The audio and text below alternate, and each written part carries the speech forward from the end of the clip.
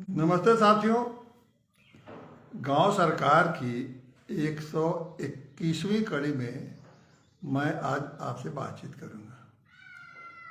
पिछले कड़ी में मैंने एक श्रृंखला ये शुरू की है कि जो अ, प्रधानमंत्री ने जो गांव को गोद लिया था उसके बारे में मैंने चर्चा करी। और इस बार हम चर्चा करने जा रहे हैं उत्तर प्रदेश के मुख्यमंत्री श्री आदित्यनाथ जी के, श्री योगी आदित्यनाथ जी के। और जब ये सांसद थे 2015-14 में हुए सांसद हुए, तब इन्होंने गांव के गोद लिया था। उसकी आज हम चर्चा करेंगे। देखिए, प्रधानमंत्री की योजना है कि सांसद आदर्श ग्राम योजना। और ये मैंने पिछले बार आपको बताया था कि श्री नरेंद्र मोदी जी ने उनकी अपनी योजना थी और उन्होंने कहा था कि हर सांसद हर साल एक एक गांव गोद लें और उसको आदर्श गांव के रूप में उसको स्थापित करें। ये बड़ी उनकी महत्वाकांक्षी योजना थी, लेकिन समय उसी के तहत बहुत सारे सांसदों ने उसको गोद लिया। तो इसलिए मैंने सोचा कि इतनी महत्वाकांक्षी योजना वही प्रधानमंत्री की योजना है। और ये व्यक्तिगत रूप से मैं कहूँगा कि प्रधानमंत्री की खुद एक व्यक्तिगत योजना उनकी है, मतलब उनकी अपनी खुद की एक महत्वाकांक्षा वाली योजना है कि सांसद ग्राम को लेके और उसका विकास करें। तो उसके गांव का मैंने वो चर्चा की थी और मैंने बताया था कि उस गांव में प्रधानमंत्री के गोद लेने के बावजूद जो विकास हुआ, वो विकास जैसे ही कुछ सालों में उस विकास की जो है हालत वही हुई। जब पहुंच गया फिर वो अपने पुराने जैसे विकास का उन्होंने वहाँ से हटे साल भर के बाद, तो फिर वो अपनी पूरी उसी ढर्रे में आ गया जैसे सामान्य गांव आज की हालत में है। अब आज हम चर्चा करेंगे योगी आदित्यनाथ जी के गांव की। अब योगी आदित्यनाथ जी गांव से, मतलब प्रदेश में अब उनसे मुख्यमंत्री से कोई ज़्यादा पावरफुल तो कोई होता नहीं है, और वो प्रधानमंत्री से भी पावरफुल है। प्रधानमंत्री को ही अगर प्रदेश में किसी गांव को गोद लेके विकास करना हो तब भी उनको मुख्यमंत्री के ही सहारा लेना पड़ेगा। लेकिन मुख्यमंत्री को अगर कोई गांव गोद में लेके और उसका विकास करना पड़े तो उन्हें किसी के पूछना नहीं है, सारे अधिकार उनके पास है, जैसा चाहे उसको वो उस गाँव को बना सकते हैं। अब ये अलग बात है कि 2015 में जब योगी आदित्यनाथ जी ने इस गांव को जंगल और आए जो उनके संसदीय, उसमें वो 2015 में वो सांसद थे, मुख्यमंत्री तो 17 में बने। तो 2015 से 17 में उन्होंने जब वो सांसद थे और तब उन्होंने गोद लिया था, वो उनके संसदीय क्षेत्र जो गोरखपुर संसदीय क्षेत्र है उसमें है। गोरखपुर शहर से करीब 14-15 किलोमीटर दूर पर है। तो उस गाँव को उन्होंने गोद लिया और तो इसलिए वो भले उस समय तो सांसद थे, और वो भी नहीं है कि 4-5 बार के सांसद रह चुके थे। ऐसा भी नहीं है कि वो करीब 4 बार सांसद रहने का मतलब समझ लीजिए तो उनका एक अच्छा खासा सांसद के रूप में भी प्रभाव था। तो उसको, और बाद में 17 के बाद मुख्यमंत्री बने। अब आज की जो गांव की स्थिति है उसके बारे में हम चर्चा करेंगे कि एक तो 5-6 बार के सांसद और उसके बाद मुख्यमंत्री, और उस गांव को सांसद के रूप में मुख्यमंत्री ने सांसद के रूप में योगी आदित्यनाथ जी ने उसको गोद लिया था। तो उसको देखिए कि उस गांव की क्या हालत है आज, उस गांव की हालत। अब जब योगी आदित्यनाथ जी ने जब इसको गोद लिया, और गोद लेने के बाद निश्चित रूप से जब उन्होंने गोद लिया तो कुछ न कुछ तो होगा ही होगा। तो उन्होंने बहुत सारे कार्यक्रम उसमें शुरू किए। उनके कार्यक्रमों में मैं उनकी जिक्र करूंगा कि एक तो उन्होंने पहला कार्य, देखिए ये जो सांसद गांव है जब ये गोद लेते हैं लोग तो उसमें ये पहला तो उनका ये प्राथमिकता रहती है कि जो मूलभूत सुविधाएं हैं गांव में उसको उपलब्ध करा दी जाए, उसके बाद उसका अन्य विकास पर ध्यान दिया जाए। अब जैसे मूलभूत सुविधाओं में क्या है कि सबसे बड़ी मूलभूत सुविधा है कि वहाँ के पानी के शुद्ध स्वच्छ जल के पानी का व्यवस्था किया जाए। फिर वहाँ स्वच्छता का व्यवस्था की, स्वच्छता गांव में सफाई हो। फिर सड़क मार्ग हैं जो गांव के अंदर के सड़क है वो बने। फिर नालियों का देखा जाता है कि जो पानी का निकास हो, नाली वाली बने। उसके बाद स्कूल को स्थिति देखी जाती है। फिर स्कूल के बाद स्वास्थ्य के लिए क्या प्राथमिक स्वास्थ्य केंद्र वगैरह है कि नहीं, उनकी क्या स्थिति है। और स्वास्थ्य केंद्र के बाद फिर रोजगार के बारे में देखते हैं, क्या कोई रोजगार यहाँ संभव हो सकता है जिसको कि लगाया जा सके। और फिर महिलाओं के सशक्तिकरण के लिए वहाँ क्या किया जा सकता है। और ये सारे बहुत कुछ ऐसे मुद्दे होते हैं जिस पर कि पहले ध्यान देते हैं। और अगर जब ये सब पूरा हो जाता है तो उसके आगे फिर और भी उन लोगों का ये कोशिश करके और योजना ला सकते हैं, तो गांव में उसको लाएं। अब इतनी चीज़ें करने के लिए, लेकिन अब ये देखिए कि उसमें सांसद के रूप में योगी आदित्यनाथ जी ने क्या क्या पहले उस गांव में किया। और एक तो उन्होंने ये किया कि जो इस गांव में 14 टोले हैं, ये औराई में, जंगल औराई में 14 टोले हैं, तो एक उन्होंने किया कि सारे टोलों को मुख्य गांव से उन्होंने लिंक जोड़ने की कोशिश के लिए सड़क बनवाए थे। एक काम उन्होंने सीसी रोड लगवा के सड़क बनवाए, एक अच्छा काम किया। दूसरा उन्होंने काम किया कि वो गांव पानी की टंकी की स्थापना की। अब ये हम बताएंगे कि इनकी क्या स्थिति है, पहले उन्होंने जो जो किया उसके बारे में आपको बताना है। एक पानी की टंकी लगाया ताकि लोगों को सबको नल के टोटी के माध्यम से पानी सबको मिल सके, तो ये उन्होंने करवाया। तीसरा अपने उस गांव में डस्टबिन लगवा दिया, 15 सफाई के लिए 14-15 डस्टबिन गांव में लगा दिया गया। एक महिला चेतना पार्क गांव में कहा स्थापित करने के लिए कि गांव में एक महिला चेतना पार्क की स्थापना होगी, उसके लिए उन्होंने ये आवाज़ दी। फिर वो इंदिरा आवास के अंदर जो प्रधानमंत्री आवास योजना है उसके अंदर कुछ लोगों को मकान दिया। फिर जो उज्ज्वला योजना है जिसमें कि लोगों को दिया जाता है बिजली का कनेक्शन, तो उसमें कुछ लोगों को बिजली का कनेक्शन दिलवाया। फिर वो गैस वाला जो योजना है, उज्ज्वला गैस योजना, उसमें कुछ लोगों को गैस कनेक्शन गांव में लोगों को मिला। तो ये 5, 6, 7 चीज़ें वहाँ की गई। कुछ चीज़ें वहाँ उन्होंने शुरू करने वाली बताई कि यहाँ एक प्राथमिक सरकारी राजकीय विद्यालय खुलेंगे, क्योंकि वहाँ की जो पढ़ाई 8 तक है वहाँ, उसके आगे के स्कूल के लिए खोलने के लिए उन्होंने व्यवस्था बनाई कि ज़मीन मिलेगा तो खोलेंगे। फिर उसके ये भी व्यवस्था बनाई कि वहाँ उपचार केंद्र, प्राथमिक उपचार केंद्र भी वहाँ खोला जाएगा। इसके लिए भी उन्होंने कहा कि हम आगे खोलेंगे। और वहाँ एक बात और किया उन्होंने कि रोजगार के लिए वहाँ जंगल के किनारे है वो, तो उन्होंने एक मशीनें भिजवा दी, 2-3 मशीनें, जिससे कि महिलाएं आके उनमें अपना पत्ते से वो पत्थर वगैरह बनाने का वो काम करें। बिजली के खंभे भी लगवाने की योजना उन्होंने सारे गांव में बिजली के कनेक्शन भी लगाने के लिए बिजली के खंभे लगा दिए और बिजली के तार वार बिछ गए। फिर शौचालय तो है कि उसमें भी स्वच्छ भारत मिशन में हर गांव में हर घर में शौचालय भी उन्होंने बनवाने की व्यवस्था किया। अब ये सारी चीज़ें हैं। इसके अब क्या स्थिति है आज, इतनी चीज़ें उन्होंने किया। अब देखिए सच ये सब तो उन्होंने शुरू किए। अब स्थिति ये है आज कि गांव में आप जाइए तो गांव वालों का पहला ये तो कहना है कि साहब ये जो पानी की टंकी बनी, ये पानी की टंकी तो बन गई लेकिन पानी नहीं आता है समय से।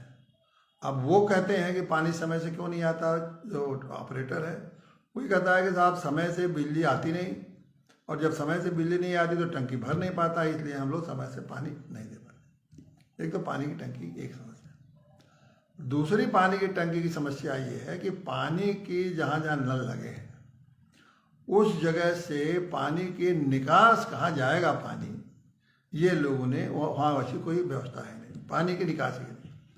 तो लोग पानी के नल को इस डर से इस्तेमाल नहीं करते हैं कि पूरे आंगन में या घर में या दरवाजे पर कीचड़ हो जाएगा या आंगन में पानी फैल जाएगा, तो इसलिए कोई निकासी की व्यवस्था है नहीं पानी की। सटे सटे घर हैं, आप यहाँ से पानी निकाल के, ऐसा नहीं है कि उनके बगल वाले में आप निकाल के बाहर कर दिए तो बगल वाले के दरवाजे पानी आएगा तो झगड़े की जड़ होती है, वो तो आप जानते हैं गाँव में कितनी मुश्किल होती है। तो अब पानी की निकासी नहीं, तो लोगों ने नल तो लग गया तो बड़ी मुश्किल से इस्तेमाल करते हैं और उसको बांधे रहते हैं कि कोई ऐसा ना हो कि नल खोल दे और आसपास पानी घर में फैल जाए और आसपास पानी फैल जाए, तो ये नल की जरूरत है। इतने नहीं, वहाँ जो हैंड पाइप मार्क 4 पंप लगे उसके लिए भी कुछ लगाए गए हैं, उसके भी पानी की निकासी की व्यवस्था नहीं है। और वो सारे लोगों ने पंप को वो तार से बांध दिया है कि कोई पंप को चलाने लगे। तो अब देखिए, पानी के स्वच्छ पानी पिलाने की आपने एक व्यवस्था तो की, लेकिन उस व्यवस्था का ये परिणाम ये देखिए कि पानी की निकासी की कोई व्यवस्था नहीं है। तो पूरा का पूरा योजना किस तरह से वो योजना होते हुए भी उसका लोगों को लाभ नहीं मिला। तो एक देखिए योजनाओं का किस तरह से ये विकास का मैं इसलिए बता रहा हूँ कि देखिए, प्रधानमंत्री और मुख्यमंत्री के जो गांव हैं उनकी हालत है, उनकी योजना जो तरीका है वो अपने आप में कितना ये इसको आप कहेंगे कि ये लाभदायक नहीं, कितना अलाभदायक बन जाता है। वो आपको ये देखने के बंद है कि इसमें, क्योंकि इसमें कोई दूरदर्शिता नहीं है। बस आपके पास अधिकार है, आपका ये पंप लगा दीजिए, आपका ये लगा दीजिए, योजना नहीं है, कोई गांव के विकास की कोई योजना नहीं है, एक प्लानिंग नहीं है गांव की, बस कुछ विकास कर देना है ताकि ये होगा गांव का विकास। तो अब ये देखिए पानी के उसी तरह शौचालय के लोगों ने कहा कि शौचालय तो इन्होंने लगाए जगह जगह, बनवाए, जरूर बनवाए। अब वहाँ भी किसी भी शौचालय में पानी की व्यवस्था नहीं है। और शौचालय में भ्रष्टाचार ये किया गया कि 12,000 के शौचालय 6,000 के में बनवाए गए, और 6,000 बनवाए गए तो कई आधे अधूरे सारे शौचालय बने। तो अब उस शौचालय में पानी की व्यवस्था नहीं है तो कोई शौचालय इस्तेमाल नहीं करते हैं, कोई उसमें सब लोग उसमें भूसा कंडा और वही जो इस्तेमाल करते हैं। और मज़े की बात है कि इस गांव को प्रधानमंत्री, इस गांव को घोषित किया गया कि जो प्रधानमंत्री जी का वो योजना है कि बिल्कुल बाहर जो नहीं वो योजना आती है कि जिसमें कि ODF कि जिसमें कि बाहर आप शौचालय मुक्त, वो बाह्य शौच मुक्त गांव, मतलब पूरे गांव में बाहर कोई जाके शौचालय में नहीं जाता है, तो इसलिए इसको कहते हैं कि बाह्य शौच मुक्त गांव। और इतने नहीं है, बाह्य शौच मुक्त गांव मतलब उसमें प्रधानमंत्री बोर्ड भी लगा है इस गांव में, और उसमें एक तरफ प्रधानमंत्री का फोटो है, एक तरफ से मुख्यमंत्री का है। और गांव वाले बताते हैं कि साहब ये बाह्य शौच मुक्त गांव बिल्कुल ये झूठा बोर्ड लगा हुआ है, यहाँ सभी लोग अभी भी सारे लोग मुख्य रूप से बाहर ही जाते हैं, जहाँ थोड़े बहुत लोगों ने अपने घर में इस्तेमाल करते हैं, लेकिन बोर्ड लगा। देखिए, नेताओं को होते हैं कि अपने काम को दिखाने के लिए प्रवृत्ति बहुत होती है ताकि हमारा काम देख के प्रचार हो जाए।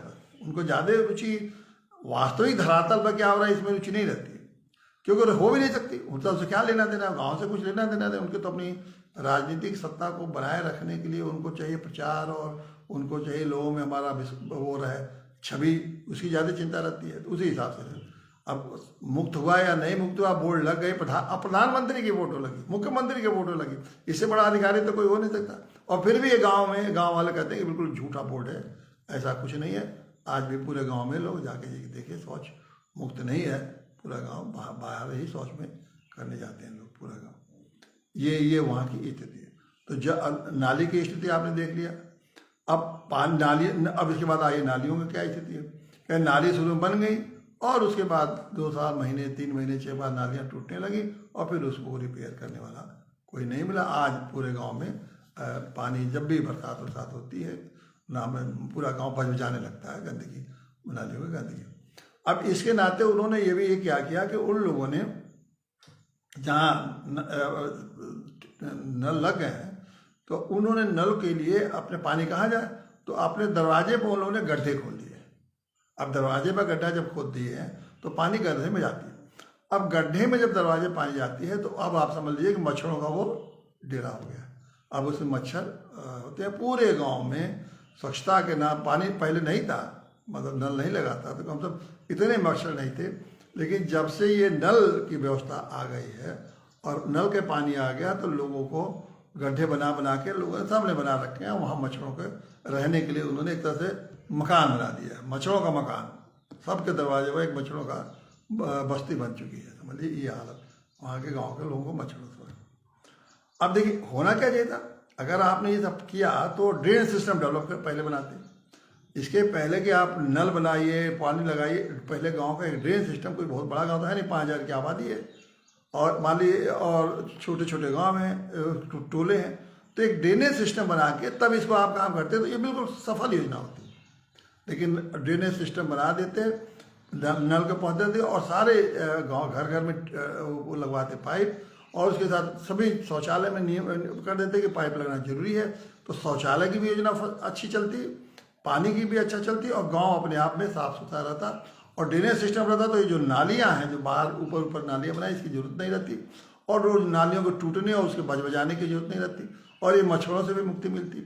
अगर सिर्फ एक ड्रेनेज सिस्टम आप बनाते तो कितने फायदे होते, लोगों को पानी की भी सुविधा अच्छी हो जाती, लोगों को पीने की अच्छी मच्छर सफाई की सुविधा हो जाती, नालियों से मुक्ति हो जाती, नालियों की गंदगी से मुक्ति हो जाती, मच्छरों से मुक्ति हो जाती। लेकिन नहीं, आपने, और ये मुख्यमंत्री का गाँव है, सांसद है, 6 बार के सांसद की योजना है ये, 6 बार के सांसद के और आज के मुख्यमंत्री की योजना है। इससे आप समझ लीजिए कि गांव के प्रति लोगों का क्या क्या सोच है और क्या दृष्टिकोण है, ये और क्या योजना है, ये समझ लीजिए आप। तो ये रहा। अब इसी तरह बात है सड़कों पर, लोगों ने कहा कि सीसी रोड तो इन्होंने सब जोड़ दिया, सीसी रोड तो सब बने नहीं, कई जगह इन्होंने खड़ंजे लगाए। अब वो खड़ंजे भी आधा सीसी रोड ही बना, तो आधा रोड बना, आधा छोड़ दिया गया।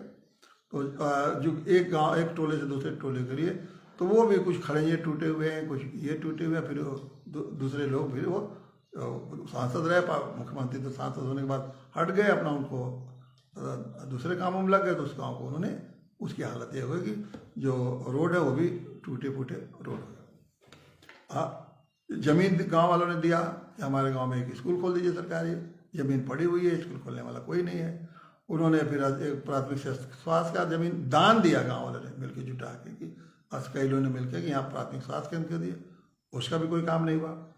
और ये जितने गैस वाले कनेक्शन में आप जानते हो तो सब देश भर की हालत है कि कनेक्शन तो लग गया, लेकिन गैस का चूल्हा मिल गया, लेकिन अब होली में, दिवाली में फ्री मिलेगा, कोई पूछने वाला है नहीं कि होली दिवाली में मिलता है कि नहीं। बिजली लगा जरूर और बिजली के खंभे भी आ गए। अब वहाँ गांव वालों को ये कहना है कि बिजली के खंभे जैसे लगे, बिजली का कनेक्शन लग गया, मीटर लगे और एक ही महीने 5,000 का बिल आ गया। अब बताइए, अब वो बिल लेके वो सब कहते हैं साहब इससे अच्छा तो होता कि गांव में हमारी बिजली नहीं आती, हम लोग शांति से बैठे थे।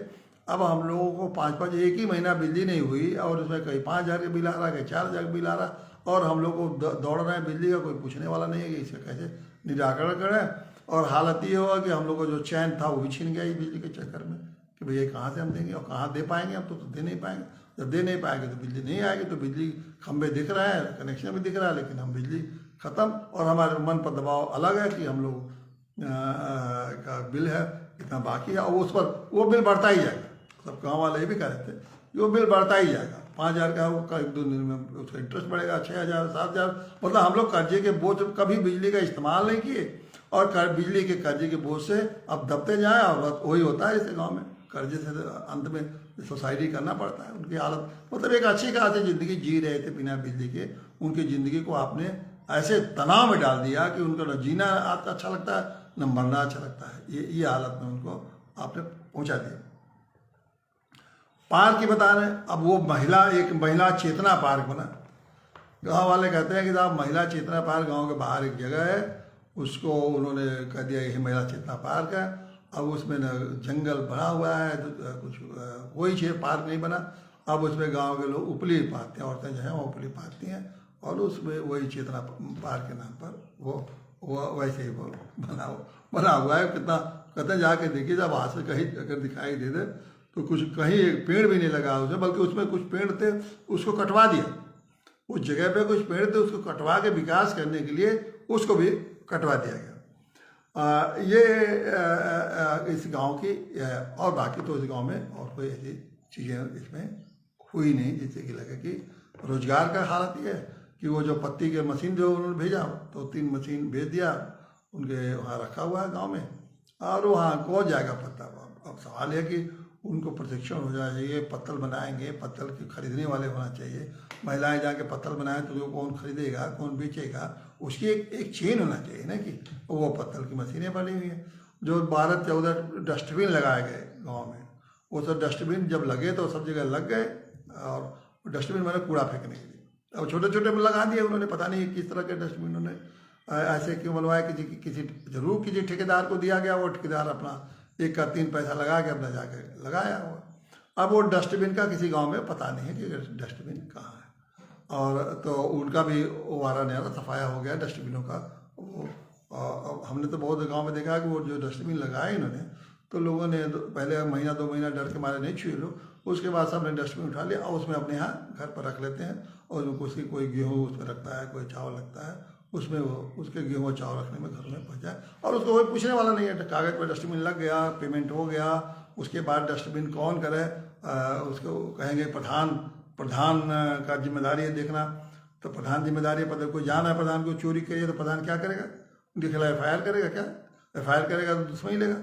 आपके व्यवस्था में जो जिसने डस्टबिन तो प्रधान ने लगवाया नहीं, प्रधान अगर डस्टबिन के प्रधान ग्राम पंचायत अगर लगाई होती तो वो डस्टबिन का वो व्यवस्था वो अपना करता, अपनी सुरक्षा करता, ये करता।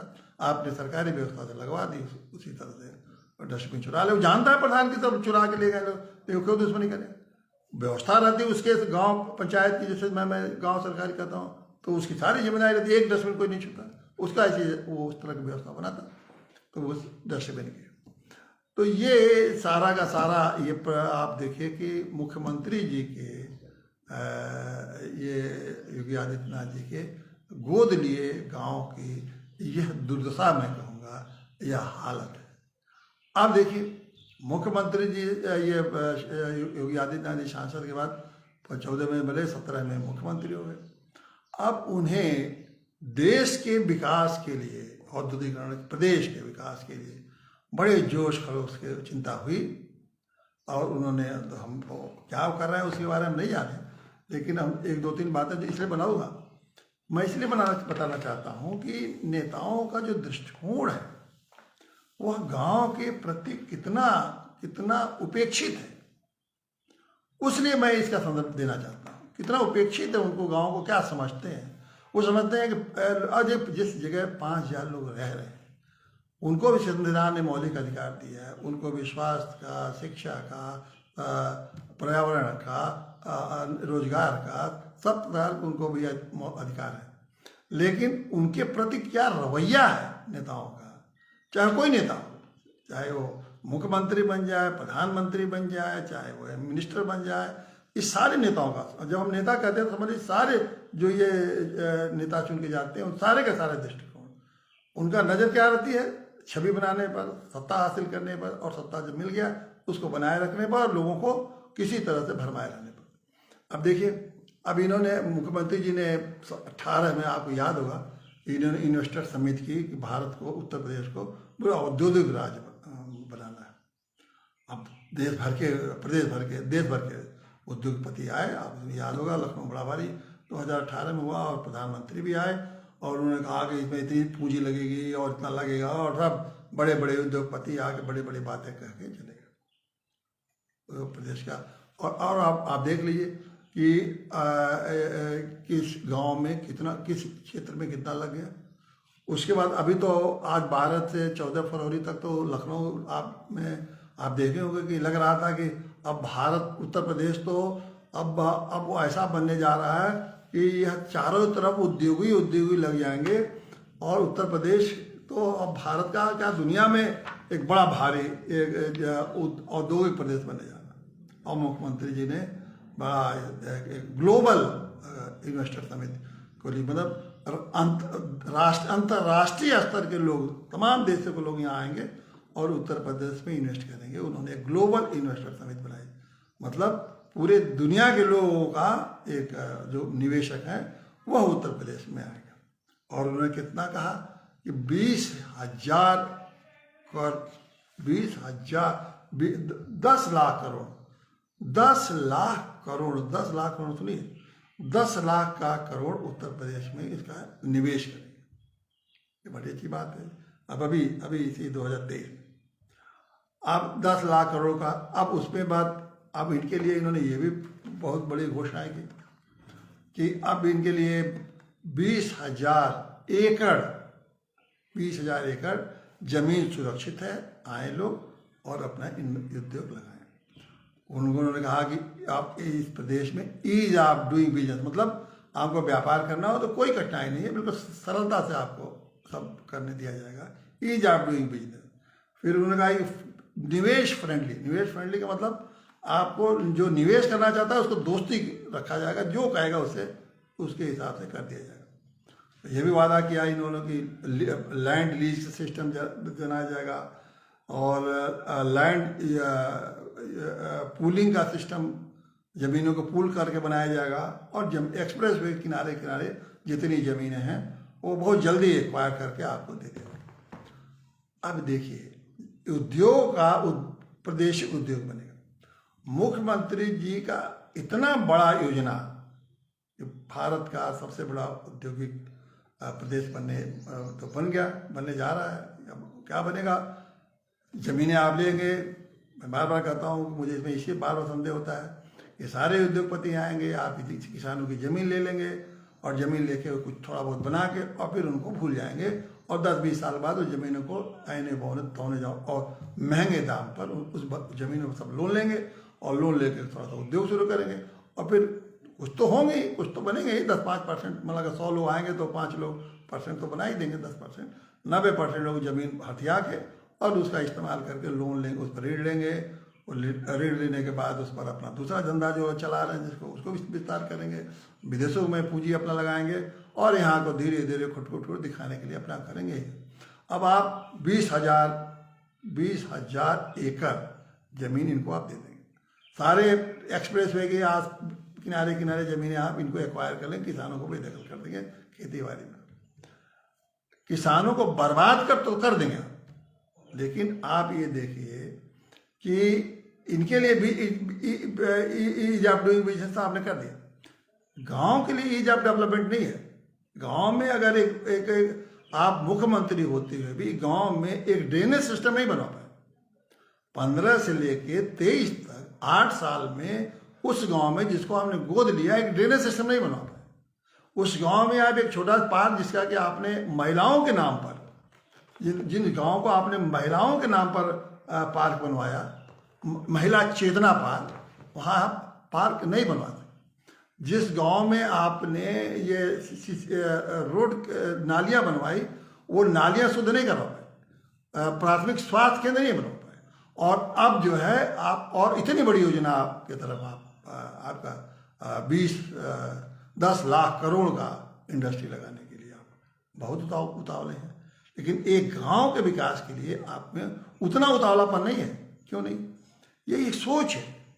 भारत के उत्तर प्रदेश सबसे बड़ा प्रदेश है, करीब करीब 16 करोड़ लोग गांव में इस प्रदेश में रहते हैं। 16 करोड़ लोग, 16 करोड़ लोगों के जीवन के स्तर तभी बेहतर होगा जब गांव का विकास होगा, वहाँ रोजगार मिलेंगे, वहाँ स्वच्छता मिलेगी, वहाँ सफाई, वहाँ उनके मैंने वो अरे आप सिर्फ वो जो 29 विभाग उनके मिले हैं, उन्हीं 29 विभाग में एक विभाग का विकास करते जाइए, देखिए गांव कैसे विकसित हो जाएंगे। तो उनकी आपको चिंता अगर रहती तो उस ढंग से विकास करते। अगर आप 5 साल, आपने 8 साल बिता दिए ना, 17 में आप मुख्यमंत्री बने, 23 हो गया, 8 साल में आप चाहे होते तो इस गाँव के कायाकल्प कर दिए होते, उन्हीं सारे 29 योजनाओं को लागू करके गाँव की योजना को और गाँव को दे देते। गाँव सर अगर मुख्यमंत्री थे, इतना बड़ा काम करते, शायद ये हमारा कि ये उत्तर प्रदेश के महानतम मुख्यमंत्रियों में से गिने जाते। अगर ये उनको गांव को 23 विभाग देते, उनका जो फंड है उनको भेज देते, उनका व्यवस्था उनको देश सारा सौंप देते, वो अपना सब करते, तो धीरे धीरे आप देखते कि सारे गाँव में कम से कम ये होता कि मच्छर तो गाँव में नहीं पकते। आपकी योजना बनाने के बाद मच्छर पहुँच गए, मच्छर तो कम कुछ ना करे, कम से कम गाँव मच्छर मुक्त तो हो जाता, ODF मुक्त हो, ये आपको शौच मुक्त हो जाता, क्योंकि अच्छे ढंग से नाली पानी सब व्यवस्था करें। इतना तो हो ही जाता 8 साल में। 8 साल में इतना भी नहीं आप कर पाए। तो ये योजनाएं इसलिए दिखता है कि इन लोगों को जो नेतागण हैं उनकी प्राथमिकता गांव के प्रति क्या है। तो इसीलिए मैं कहता हूं कि देखिए, जब तक गांव सरकार नहीं बनेगी, जब तक गांव सरकार को पूरे अधिकार नहीं मिलेंगे, गांव को गांव के लोगों के हाथ में नहीं सौंपेंगे, गांव को अपने ढंग से विकास करने के लिए नहीं देखेंगे, फिर मैं करूँगा अगर गांव वालों को अगर आप अधिकार आता तो सबसे पहले काम तो वो ड्रेनेज सिस्टम अपने यहाँ लगा शुरू करते, तब जाके अगला काम करते, एक के बाद एक। उनको एक छोटा सा प्राथमिक स्वास्थ्य केंद्र की जरूरत है कि वो 14 गांव है, 5,000 की आबादी है, छोटी काफ़ी आबादी है। ये वो गांव वाले पहला काम दूसरा करते हैं, प्राथमिक स्वास्थ्य केंद्र। लड़कियां हैं जो 8 के बाद बाहर पढ़ने नहीं जाती हैं, दूर स्कूल है, वो एक पहले तुरंत ये काम करते हैं कि विद्यालय खोल देते ताकि हमारी लड़कियां पढ़ने लगे। फिर कोई ट्रेनिंग सेंटर खोल देते और अच्छा खासा ट्रेनिंग सेंटर खोल देते जिससे कि महिलाओं को रोजगार मिल जाए। और बहुत सारे ये गांव वाले करते ना। अब आपकी योजना के हिसाब से गांव वाले कर रहे हैं तो देखिए, तो ये यही हालत है कि बेचारे गांव वाले मच्छर से सारे मुख्यमंत्री का गांव और वो बोर्ड लगा हुआ है कि आदर्श गांव योजना, उसमें प्रधानमंत्री आदर्श गांव, सांसद आदर्श गांव योजना का बोर्ड लगा हुआ है और ODF का बोर्ड लगा हुआ है जिसमें कि फोटो भी लगा हुआ है प्रधानमंत्री का और मुख्यमंत्री का। और गांव की हालत ये है कि बेचारे मच्छरों से मुक्ति उनको नहीं, मच्छर आ गए, अगर पहले इसके पहले मच्छर नहीं थे। इन लोगों का जब से विकास का आदर्श गांव जब से बना तब से मच्छरों की वहाँ भरमार हुई। गलत योजना कराते, हमें नहीं करेगा मच्छर ले जाकर वहाँ छोड़ दिए, लेकिन आप गलत योजनाओं से और आपके उपेक्षा के नाते, जो आपकी उपेक्षा है नेताओं की कि उनको तो छवि बनानी, चमकानी है, अपनी छवि चमकाने के उद्देश्य से गाँव से छवि चमकेगी नहीं। इस तरह वर्ल्ड समेत, ग्लोबल समेत या और दुनिया भर के लोग पूंजीपति जानेंगे हमको, बड़े बड़े लोग हमको समझेंगे कि मैं कौन हूँ, मैं क्या कर रहा हूँ। दुनिया देश भर के अखबार में मिलेगा, गांव का तो किसी अखबार में आएगा नहीं कि वहाँ क्या हो गया। तो ये जो नेतागिरी का ये जो धंधा है, इसके नाते गांव का कोई समझ लीजिए कि गांव का विकास हो पाए, गांव को जो हम विकास हो पाएगा ये असंभव है। इसलिए मैं बार बार कहता हूँ कि जब गांव सरकार जब तक नहीं बनेगी, गांव को सर्वांगीण विकास नहीं होगा। मैं सर्वांगीण विकास की बात नहीं करता हूँ, मैं सर्वांगीण उत्थान की बात करता हूँ। जब तक गांव का सर्वांगीण उत्थान नहीं होगा और गांव सरकार बनने से दिखेगा हर गांव स्वर्ग बनेगा। धन्यवाद साथियों।